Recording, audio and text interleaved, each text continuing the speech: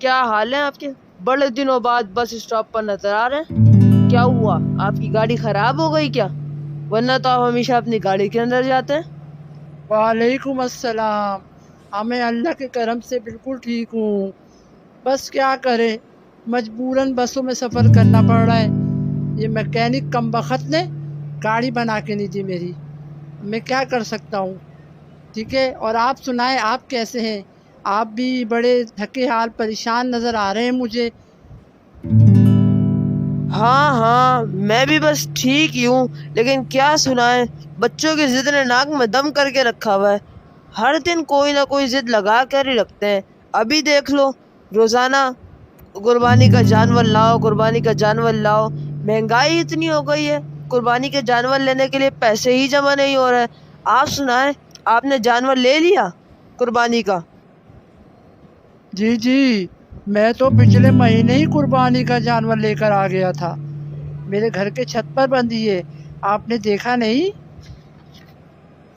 نہیں بھائی، میں نے تو نہیں دیکھا، وقت ہی نہیں ملتا، گھر کے خرچے پورے کرنے میں لگا رہتا ہوں، اور کام ہی کیا ہے ہمارا۔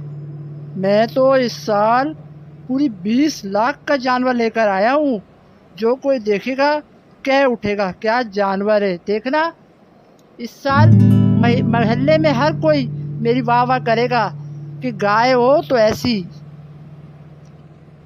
دیکھنا، اس دفعہ سب سے زیادہ گوشت ہمارے گھر فریزر میں بھرے گا، ٹھیک ہے؟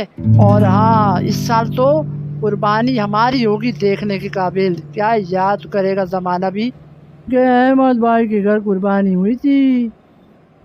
او ہو، کاش ہم کم از کم 20,000 کا بکرا خریدنے کے قابل ہی ہو جاتے۔ چلو، جس کو اللہ دے، دعا کریں بس ہم بھی کم از کم 20,000 کا ایک بکرا لینے کے قابل تو ہو جائیں، کم از کم بچوں کی ضد سے تو جان چھوٹے گی۔ بھائی، شاید اللہ تم سے خوش نہیں ہے، اللہ مجھ سے خوش ہے، تبھی تو مجھے اللہ نے اتنا دیا ہے۔ تم لوگوں کی تو 20,000 کی بکرے لینے کی بھی اوقات نہیں ہے، کہاں سے آئے گا تمہارے پاس 20,000 کا بھی بکرا؟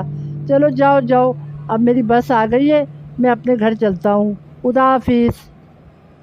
ہائے میری پھوٹی قسمت، اللہ حافظ۔ چلو پھر ملتے ہیں بعد میں، کبھی آپ کی گائے دیکھنے آؤں گا تو۔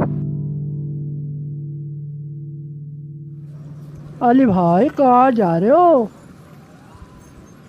ارے بھائی، میں تو احمد بھائی کے گھر ان کی 20 لاکھ کی جو گائے ہیں وہ دیکھنے جا رہا ہوں۔ اس دن بڑا سنا رہے تھے 20 لاکھ کی گائیں لیے، دیکھتے ہیں کیسی گائیں۔ تم نے نہیں سنا شاید، احمد بھائی کی گائے تو مر گئی نا۔ ارے یہ غضب کیسے ہو گیا؟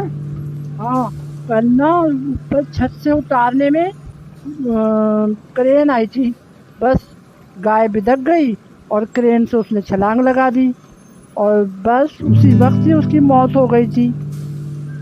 او ہو، یہ تو ہونا ہی تھا، دوسروں کو حقیر جاننے والوں کے ساتھ تو یہی ہوتا ہے نا، کر بھی کیا سکتے ہیں۔ چلو دیکھتے ہیں۔ تو پیارے بچوں، اس لیے ہمیں دکھاوا بالکل نہیں کرنا چاہیے، کیونکہ دکھاوا کرنے سے اللہ تعالیٰ ناراض ہوتا ہے اور ہمیں سزا دیتا ہے، ٹھیک ہے؟ اللہ حافظ۔